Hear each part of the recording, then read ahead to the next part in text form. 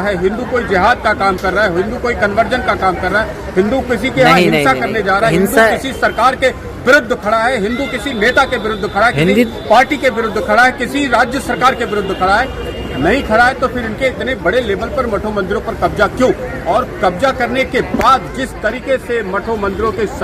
महंतों को प्रताड़ित करने का एडमिनिस्ट्रेटिव पार्टियों में बैठे डीसी, कलेक्टर, तहसीलदार के माध्यम से हो रहा है, वो भी चिंता का विषय है। उसको जानने के बाद तो खून खौल जाता है कि एक संत के साथ इस तरीके का कृत्य करने वाली राज्य सरकार के साथ हम किस तरह से पेश आए, ये सोचने पर मजबूर कर रही है सरकार। तो सनातन धर्म, सनातन के लोग, हिंदू लोग किस तरीके से इस अभियान में जुड़ सकते हैं और कार्य को आगे बढ़ा सकते हैं, थोड़ा सा उनके लिए बताइए। सिर्फ अपनी आवाज बुलंद करनी, जो जहां है वहीं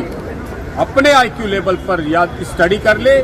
पता कर ले मठों मंदिरों की क्या क्या स्टेटस है, किन किन राज्यों में कब्जा किया गया, और अगर उसको लगता है कि सारे कब्जे सरकार के बिल्कुल नियम के तहत किए गए तो खाली डाल दीजिए हिंदू मंदिर कैप्चर बाय गवर्नमेंट, आपको तमाम न्यूज़पेपर की लिस्टिंग आ जाएगी जहां बिना किसी प्रोसीजर को फॉलो किए केवल राजनीतिक मंशा से, जो कभी कांग्रेस, कभी बीजेपी, कभी फलाना ढिकाना पार्टियां आती रहती हैं, सबने अपनी अपनी दुश्मनी, जिस संत से जिसकी दुश्मनी रही उसने उस मंदिर पर कब्जा करवा करके सरकारी माध्यम से सरकार के इंडाउमेंट एक्ट का मिसयूज करते हुए, सरकार के इंडाउमेंट एक्ट पॉलिटिकल पार्टियों के द्वारा मिसयूज करके केवल व्यक्तिगत दुश्मनी निकालने के चक्कर में हर साल, हर 5 वर्ष में कई मंदिरों पर कब्जा करके पूरी तरीके से उसे नष्ट व नाबूद करने का काम राज्य सरकार ने किया।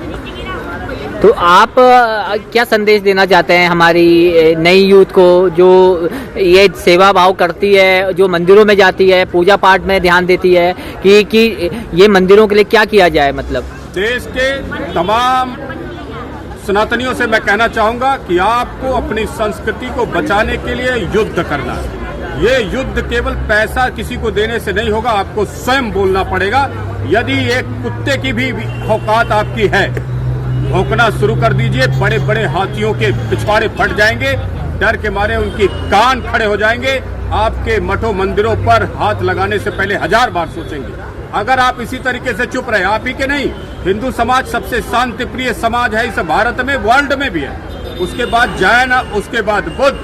अगर इनमें कैटेगरी सोचने लगेंगे कि बुद्ध शांति प्रिय है कि हिंदू की जैन, तो आपको कंफ्यूजन हो जाएगा कि सबसे बड़ा शांति प्रिय कौम कौन सी है इन तीनों में। और इन्हीं तीनों के मठों मंदिरों पर कब्जा ये स्पष्ट बताता है कि भारत सरकार, राज्य सरकारों ने, पॉलिटिकल पार्टियों ने हम हिंदू समाज, जैन और बौद्धों को एक आतंकवाद की तरह ट्रीट किया, आतंकवादी की तरह ट्रीट किया और हमारे सारे मठ मंदिर कब्जे में ले लिए। वहीं इस राज्य सरकारों के किसी मिनिस्टर में, किसी चीफ मिनिस्टर में, केंद्र सरकार के किसी MP MLAs में इतनी हिम्मत नहीं हुई